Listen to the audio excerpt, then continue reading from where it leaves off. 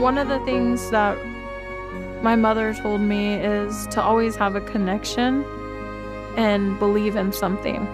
Ever since she told me that, I've always believed in Mono Lake and our people here, and it's gave me a strong connection to believe in myself and feel comfortable. When I come back to the Mono Basin, I really feel free. I feel free to breathe the clean air. I feel free to walk across the landscape and to really think about what has happened here in the past. Just makes you feel as free as a bird.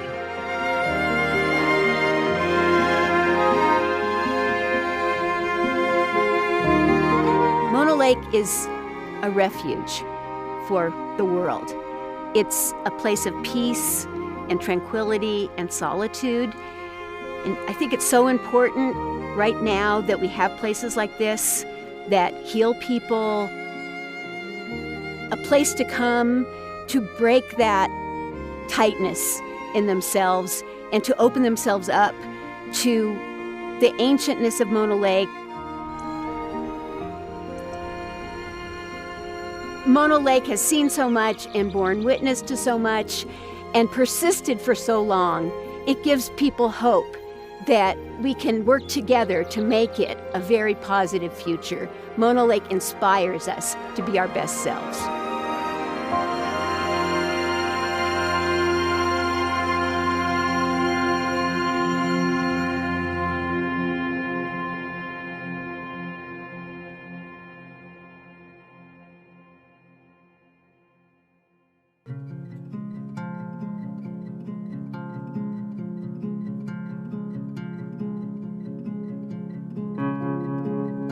I really think that Mono Lake is one of the most special places on the Inyo National Forest for a whole host of reasons.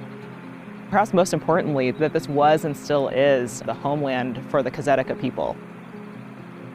The Forest Service motto is caring for the land and serving people, which I think applies very well to the Mono Basin area. Mono Lake is the kind of place that steals your heart. It has a magic to it and an essence that just grabs your soul. What Mono Lake has given us over the decades is an amazing amount of surprises. You think after 10 years or 20 years, you've kind of seen it all, and yet it always has something new to show you. We don't know exactly how old Mono Lake is, but it's more than 1 million years old, it appears. And for all of those thousands of years, water that has run into the basin and then had nowhere to leave, except by evaporation. And that's why you get salt lakes. That helps explain what can't live here. It's too harsh. There's no fish in Mono Lake. It is way too salty for fish, but it's incredibly alive. The irony is that it just has very few things. It has brine shrimp by the trillions. It has flies, an alkali fly that is super abundant. And those things are able to live in this really harsh, salty, alkaline environment that Mono Lake provides.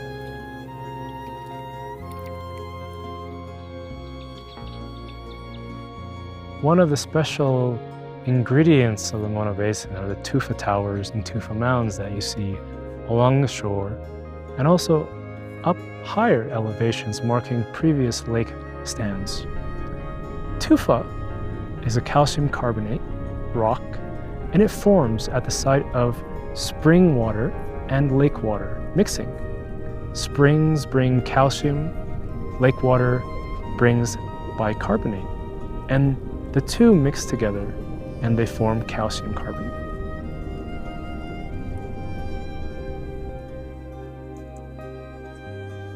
The Mono Basin and its dynamic elements make this particular place very special to study because we can understand many different earth processes in one relatively small and isolated place. We can study history of past ice ages with the glaciers and their deposits. We have an active and a recent history of volcanic eruptions. We have active tectonics, and the interplay between these different elements make the Mono Basin an attractive place to study because everything is together and integrated into one small system.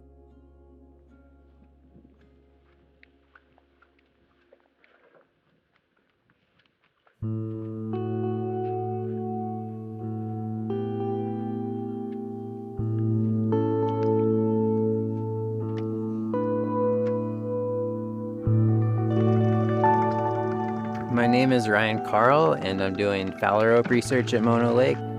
I also have spent a lot of time at Mono Lake because I grew up here and born and raised here, and it's my favorite place to be. I love to be here, and so I decided to do research here. I'm a big shrub guy. I love the shrubland here, and it just feels right to be here in the shrubs and not in the forest. The big open spaces, the big mountains, the bushes and the desert and the convergence of the desert and the mountains, all with the lake as the centerpiece. It just feels like the place that I ought to be for me. Feels like home.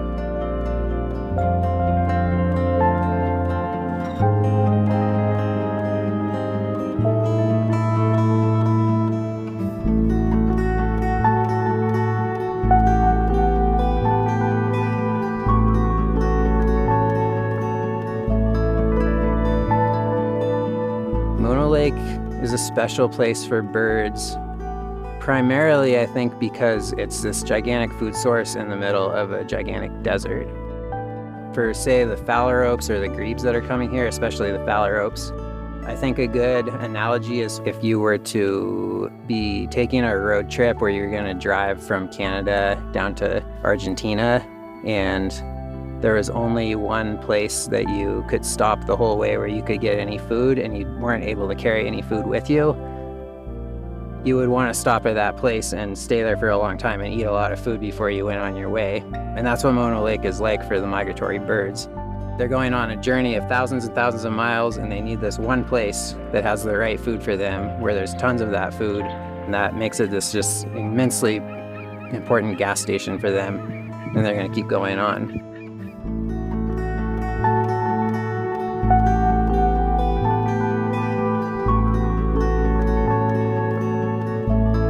It's important to other birds for other reasons, but it's mainly the food. The California gulls, it's important because there's these islands that they can nest on here, and then there's lots of food here that they can eat while they're nesting. The closer you look, the more you see the uniqueness of the animals, you start to realize what an important place it is for them. Catches you by surprise, where you suddenly realize how much it seeped into your soul to spend time at Mono Lake.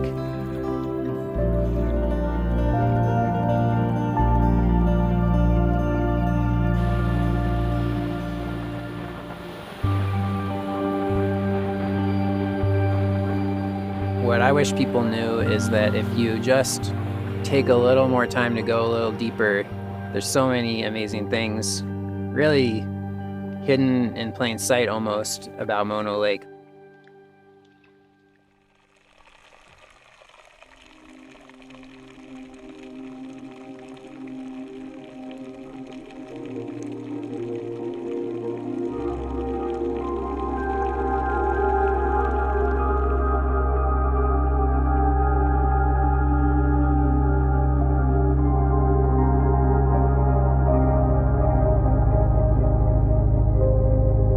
Medyosi Kuzarikat Nima Yaus Tuish. We are the indigenous people named Kuzarika. We're a small tribe here from Mona County. So as of today, I'm 92 years old. I feel like I'm 110, but no.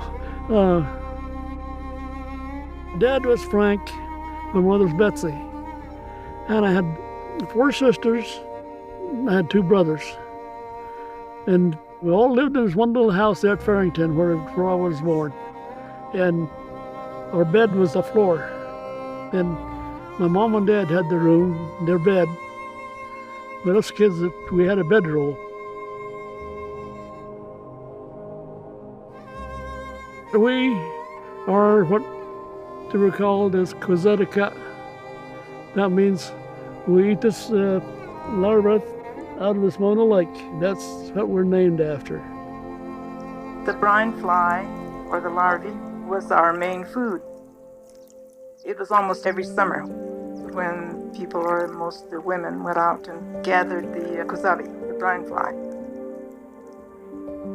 We'd get out with our winnowing basket and scoop them up. And first we spread some kind of a material, blanket or whatever we have, sheets, and put that right on and let it dry until we're ready to go home. As far back as I can remember, we've always lived in Mona Lake at Rush Creek. And my grandparents and my relatives, they have never known of living anywhere else. We children, when we were small, we were just turned loose. There was no restriction of any kind, and we were just all over the place. Thinking back about how we lived is hard to believe, how we survived.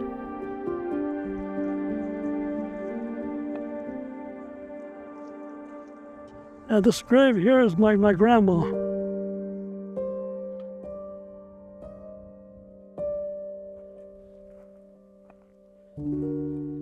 We are people just like you are. The only thing, we speak different in our own language, and that makes no difference. We're people. Well, the only thing we maybe not look like is the color of our skin. We do whatever you do.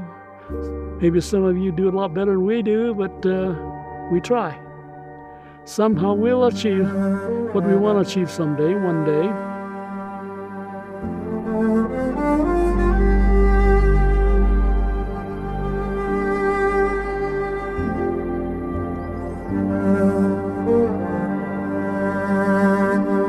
My prayer would be for all of us just be together, be as one. We're all people.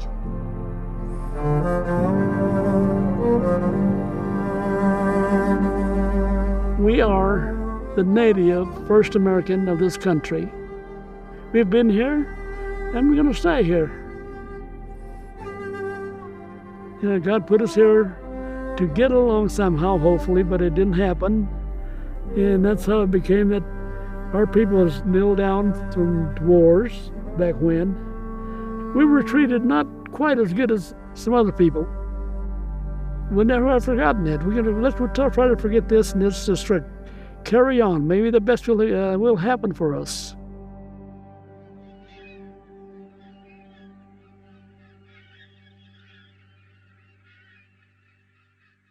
I can't imagine how painful it was for the Kuzarika tribe to have strangers come into their homeland and completely take over and change the landscape.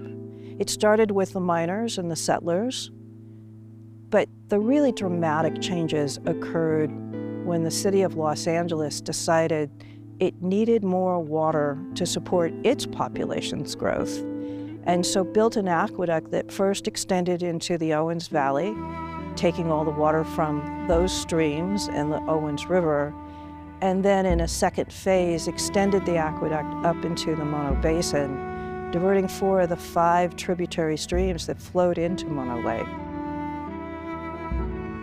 With the streams shut off and diverted, completely shut off, for decades, Mono Lake shrank. And it lost half of its volume, and it doubled in salinity over those decades. And so people began to be concerned. There was no question that if the diversions continued unchanged, the Mono Lake ecosystem would collapse. And with it, the food supply for millions of birds. What would be left in the Mono Basin once the ecosystem collapsed? A dead lake, dried up streams, and then ultimately just clouds of dust coming from the exposed lakeshore.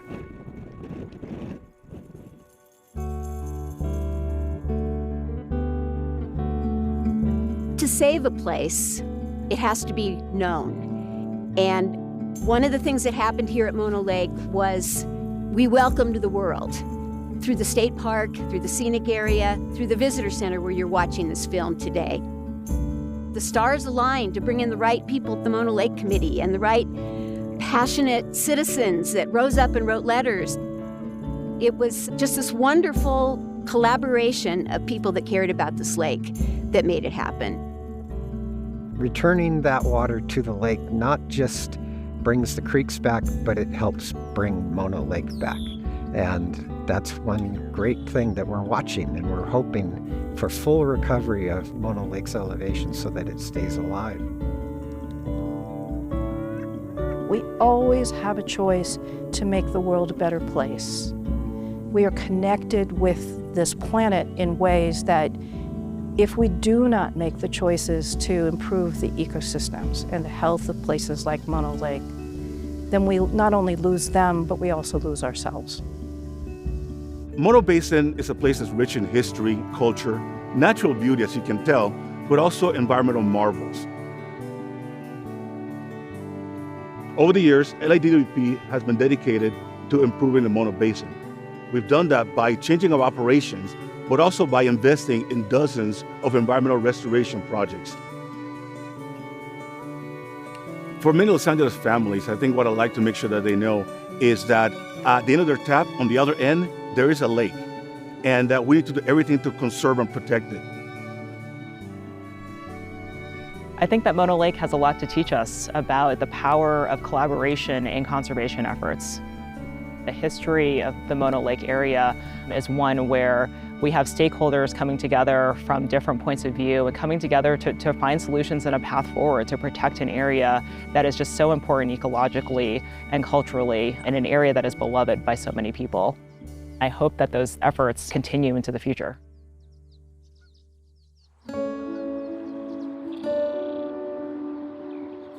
I hope that when visitors come to Mono Lake, they see how amazing this place is and feel the urge to respect it, to treat it as it's treated us, and enjoy the place and also leave no trace while you're here.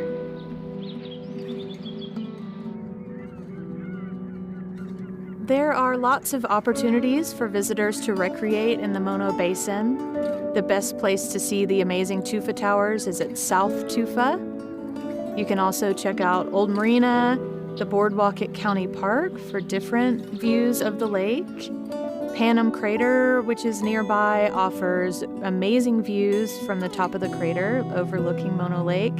And then there's really endless opportunities for self-exploration in the basin as well.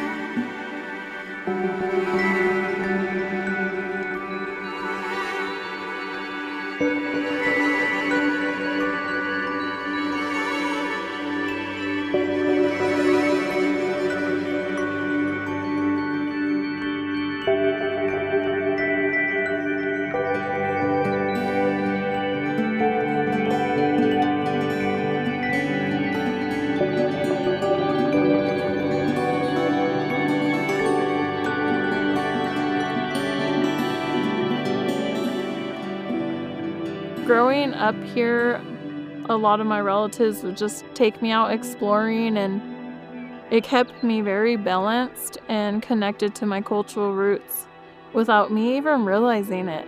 Till I've slowed down and gotten older and I see my kids. It's an amazing thing what nature and your homelands and your ancestors and your generation can bring out the best in you.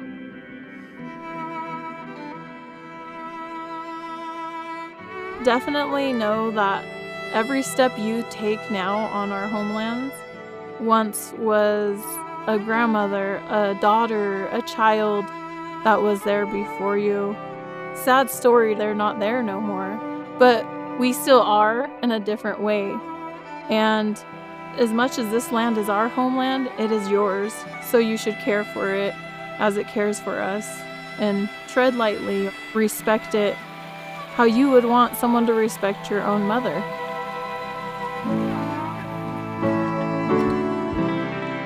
What I like to do sometimes is just come down to Mono Lake and go for a walk or walk along Rush Creek and even get in the water because Mono Lake is huge medicine for our culture. A lot of my elders and our parents, they would come swimming down here. It's almost like a cleansing, but it's medicine for our people. It clears everything off, like from inside and out.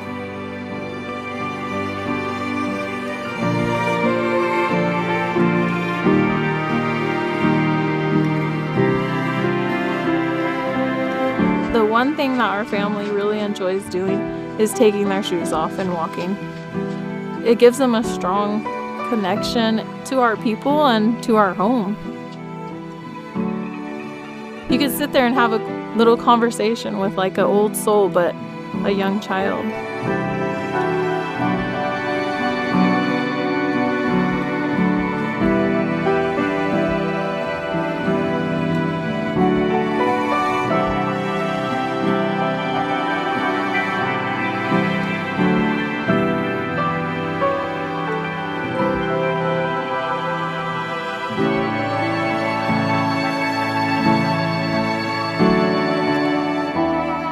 This is the mother that she feeds us, this earth.